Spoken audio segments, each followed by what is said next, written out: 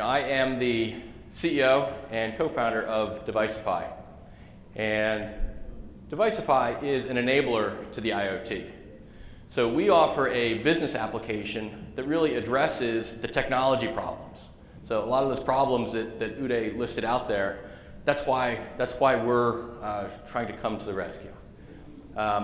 We have a range of customers in a range of industries that are their product OEMs, they're asset owners, they're distributors, they're service companies. They're any company that wants to apply intelligence and control it to the products they make or that they buy.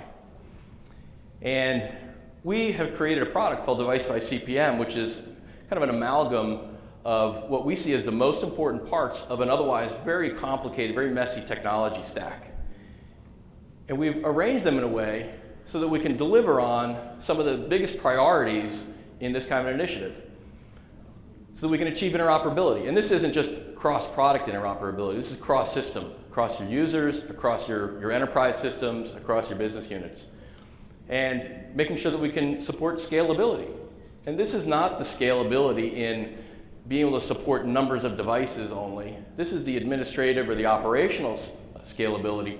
How are we going to, as human beings and business systems, deliver on those huge numbers that are coming our way?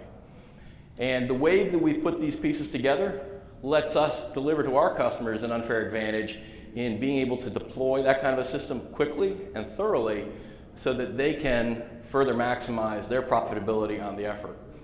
And it's our origins that really give us that unique advantage.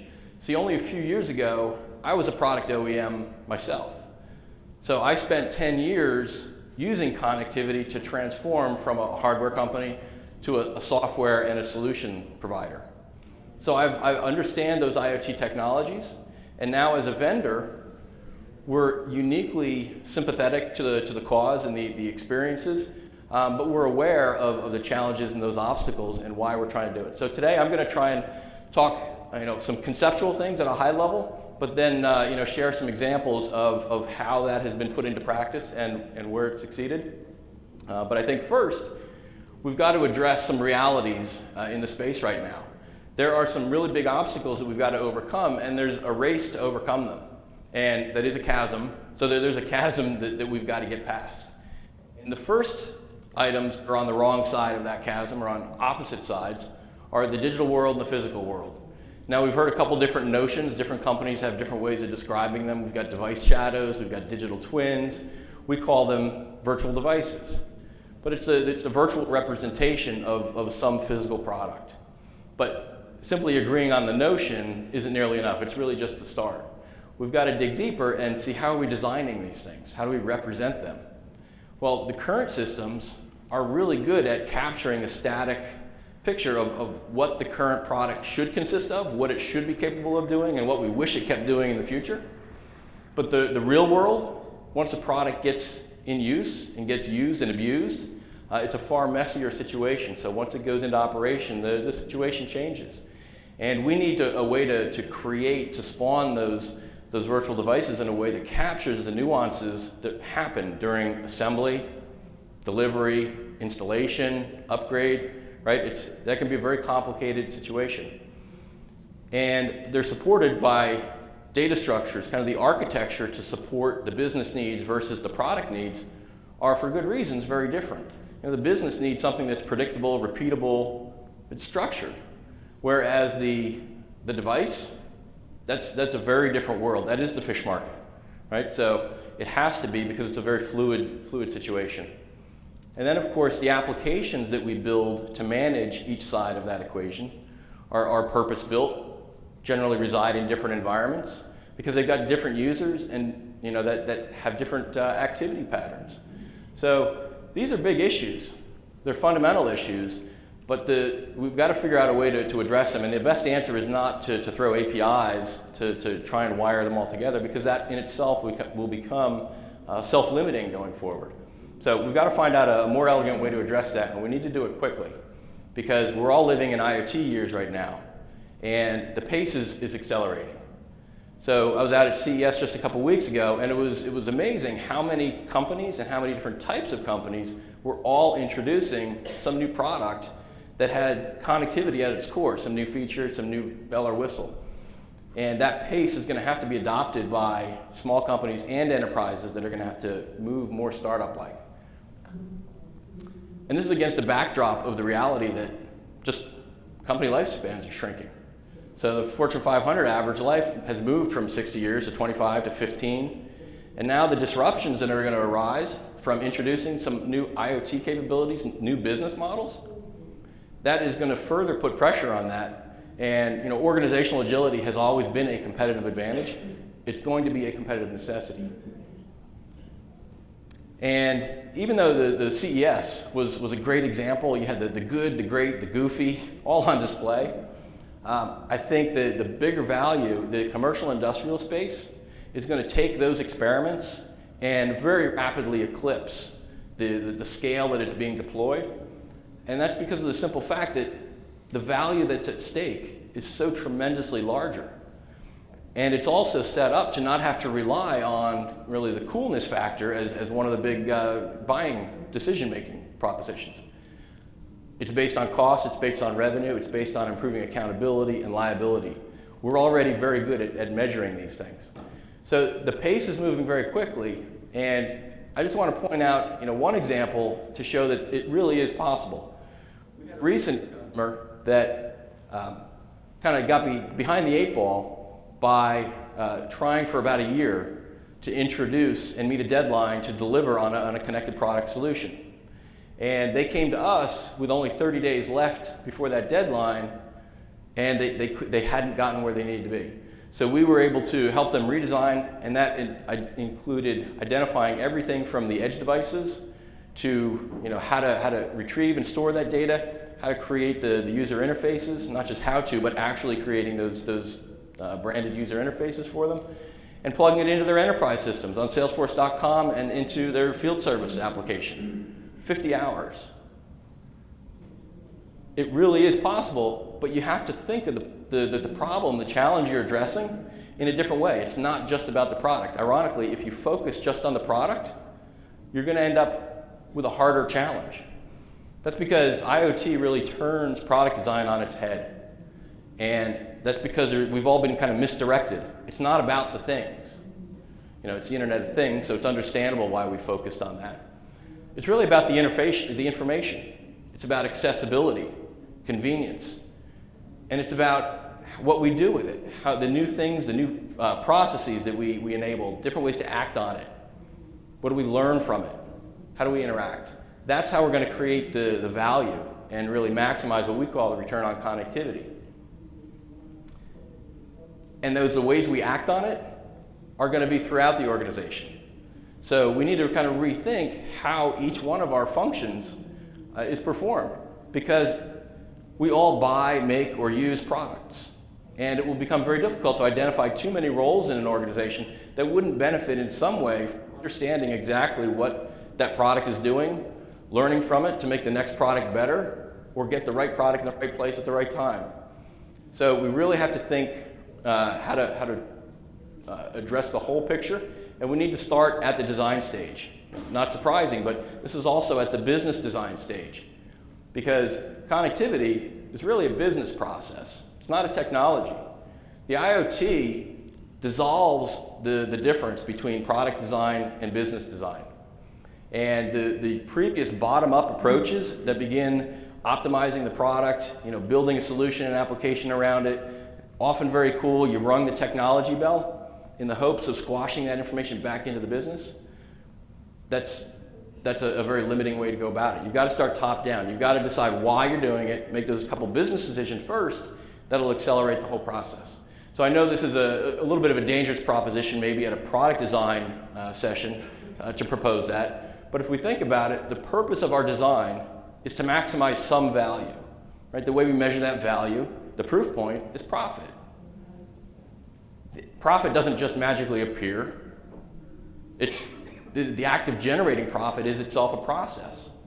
So we need to figure out how to embed the products that we make and use thoroughly into our processes, into our workflows. And it seems a little intimidating. These are totally different ends of the spectrum. Our products are out there on the other side of the world. Our business systems are or maybe all over the world also, but they're generally not in the same place. And it's not that we can't generate a lot of value, tremendous amount of value by focusing and building solutions that are thing-focused, right? We can add different levels of complexity, applications, data models, and designs, usability. But the other side of IoT is where the bigger potential is. That's where our users can be defined. That's how we can plug it into our ways of doing business.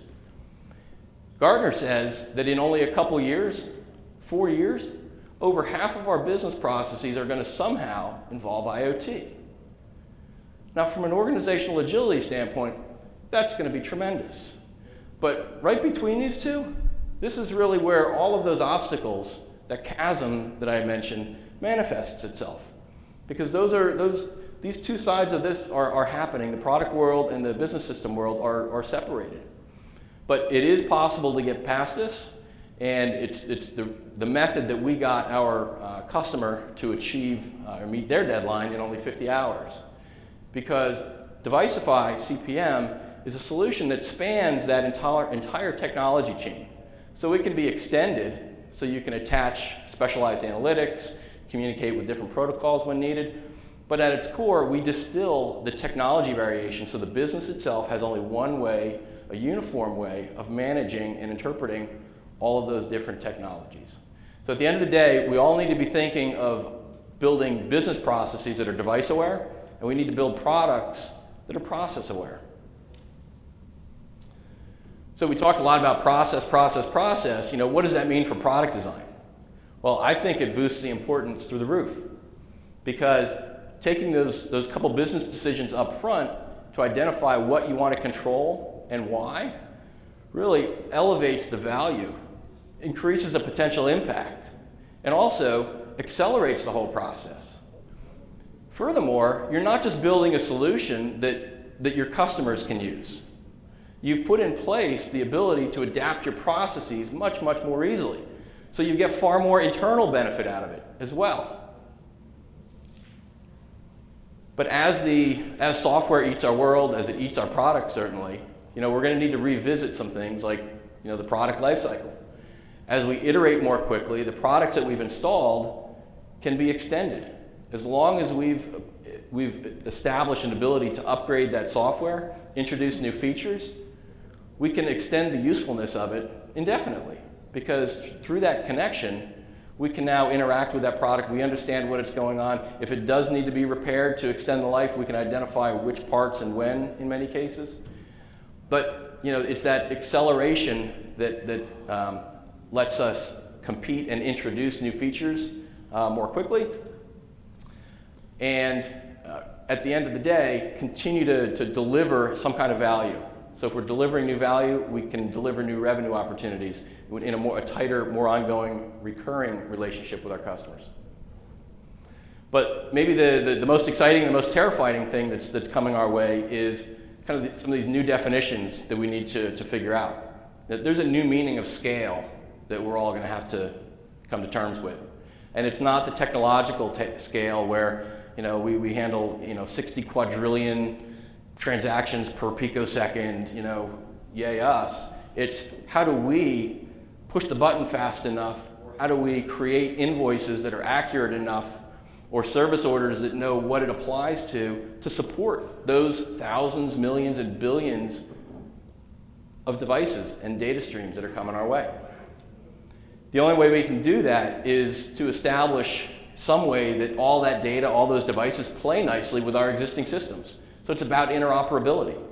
And again, this is interoperability across product. This is between our product and our business system.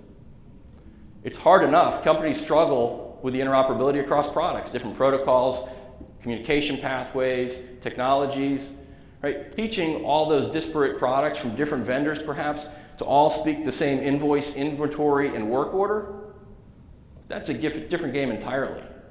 But that's the bigger value. And if you don't figure it out, it's also the bigger limiting factor that can potentially paralyze your effort. So, to use another example from one of our customers, take a small sliver of their ERP process, It's kind of a bread and butter portion. You make something, you receive it, you sell it on to your customer. They have used Devicify then to sniff out from those transactions what part of their existing process needs a virtual counterpart. When they receive or make something, we can create that virtual device. When they ship it on to a customer, we can identify that, sniff it out, and know who the new owner is and how to configure that product. So when it arrives at the customer and they open up the box and turn that product on, it can call home and it now knows who it belongs to and what it's allowed to do because it was on the sales order. That's the level of ease that needs to appear in order to hit that scalability, the administrative scalability. So we look at ourselves as not replacing any of these existing systems, rather IoT enabling them, because it's that kind of familiarity that's going to help speed up the process. And I think, Uday, you had a Latin phrase for this slide here, right? But hurry up and be careful isn't often put together. But we've got to figure it out because things are moving so quickly. So you've got to start. And don't bite off too much because your eyes are going to open. The learning curve is very steep. You can't afford to wait though, because if your competitors are moving, they're going to start to figure things out. And if they begin to accelerate at a faster rate than you, it's only going to become harder for you to catch up. So you can't do nothing, not an option. One of the hardest parts, though, is figuring out how to start when, frankly, there's not a lot of deep experience in this space yet. How do you choose a path that's not going to inhibit or limit your future options? You want to future-proof your game plan without really knowing all the answers. So, the buy versus build decision is always important. And, this is one case where it becomes even more important. My CTO absolutely cringes whenever I use the phrase out of the box. And I suppose he's right because even a deck of cards needs to be shuffled before you use it. But you need to identify those out of the box pieces that address some of those risks and can help speed you up. You want to minimize your time to value so you can start learning faster than the other guy. And once you start to move down that path, you'll be the one to really establish that rate of change advantage. One of the things that we've done within our application, Devicify CPM, to make that a little bit easier and make that transition from traditional to connected design, is to build on things that we're already familiar with. So we all know the bill of materials and we obsess over it. There's often a Herculean effort to identify what should go into this master physical recipe. But it suffers from, it's a fairly static, as-built type of record. But we take an intuitive step forward that's similar. So we introduce what we call a bill of functionality.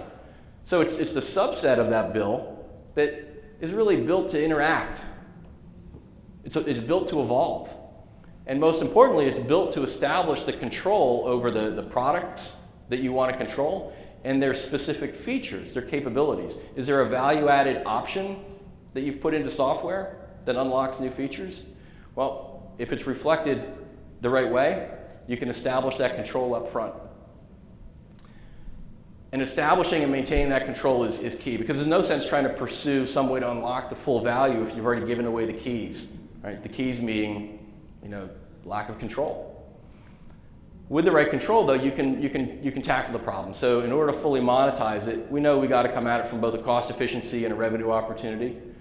We know how to mix up the supply chain and take a variety of inputs and stir them up with your own secret sauce, so you create an output that is greater than the sum of the inputs. But with IoT, there's a wild card because any one of those different inputs or the output itself can now become more valuable. It can provide better insight to another unrelated input. And the real upside is for those companies that figure out how to take the information gathered from their inputs and combine it in a way that actually adds additional value to whatever they're making and selling. But you're not going to be able to take advantage of that information advantage unless you found a way to normalize all the data from all those different sources, those different parties. So you got to look across that and see what do all the things that you buy, sell, support, install, upgrade, what do they all have in common? Well, at some point in their life, they're just a part number in your system, right? And that's where our secret sauce is. We have a very item-centric model that makes it very easy for us to sniff out and interface with all of the existing systems that we're running. So, some pretty big concepts. You know, we need to consider much more than just the product. We've got to look at the whole business. But it boils down to a couple key suggestions, I think. You know, it's not about the thing. It's about the function. So look at the function over the form. Focus on how people are using the product, what the user experience is both on an internal basis, your employees and your customers. Treat those products as if they are participants in those workflows, because they're really no different anymore than people or products. They're all resources in some kind of a process we're trying to build and optimize. And most importantly, establish and maintain that control so that you can hold the levers within the business system to say, this customer is permitted to get this value-added service. It might be remote diagnostics, it might be predictive maintenance, it might be alerting, it might be some kind of mapping, all sorts of new features that are going to become available. But if you miss the boat in embedding that control, there's an integrator, there's a distributor, there's a service company downstream that's going to take that value from you. Wasn't done yet. It's that ability to embed that control in your product. That's going to make or break the difference between being able to fully monetize your efforts or having built something that you really just commoditized it. So don't mistake open standards and open source for free. They don't need to be free, as long as you can control some level of that. And make sure you're looking at the long term. It's not just about a single transaction that's capturing spot value. It's about the long term, the full life of the product, the full life of the relationship that you have with the customer. And it's often going to revolve around information. Information that you can now pull from your products, information that's used by your software to provide insights or suggestions to your customers. But it is very information centric. So that is not just a transition thinking from a hardware company to a software company, but you've got to look at what kind of information can you extract, ambient information, produced information, because it is increasingly about the data. And lastly, once you have that data, make sure it just doesn't sit there. Big data is just big data. Make sure it's actionable. Get it as quickly as possible to the right person, the right business system. Notification is just adding to a workload. Automation is cutting to the chase. And if you know what the condition is and you know how to resolve it, just put that into effect. And that goes in both directions. Look for those opportunities where the device can initiate the process. So if a device knows how to order its own replenishment for inventory or supplies, let it do that. If it needs to create a work order because it's going to have a part fail or has had a part fail, let it do that. If it needs to create a sales opportunity for an upsell potential because of a spike in utilization, well, let it go do that. There's lots of things across the sales, marketing, engineering, technical support, facets of our business that can all benefit from just letting the product do something. And then in the other direction, make sure that the business can always reach out and touch that product as well. So when you do fulfill an order, make sure that it can touch the product and say, hey, you're now allowed to do this new capability, behave differently, light brighter, turn faster. Whatever that upsell was, let the sales order initiate it. You don't need to add an extra process layer in there as long as you can identify it. If it's a subscription, and many of us are going to be kind of turning into that, whatever we sell as a service model, make sure that the business system and the product can interpret the duration that it's supposed to run. And if it didn't get paid for, make sure that your invoice system can reach out and tell the product, hey, hold everything, right? Otherwise, you got a revenue leak. Those are the kind of administrative issues that need to be able to scale in order to really maximize our return on connectivity. So those customers, those companies that really realize that all the products that we're surrounding ourselves with or are already surrounded with, they're just endpoints in our digital systems. those are the guys that are going to be the disruptors. Those companies are going to get that first chance to toss over the table. If not, if you don't realize that and make those changes, you're going to be on the receiving end of that. And it's going to be hard enough to keep up when you're on the offensive, let alone being on the defensive here. So with that, I thank you, and I wish everybody luck.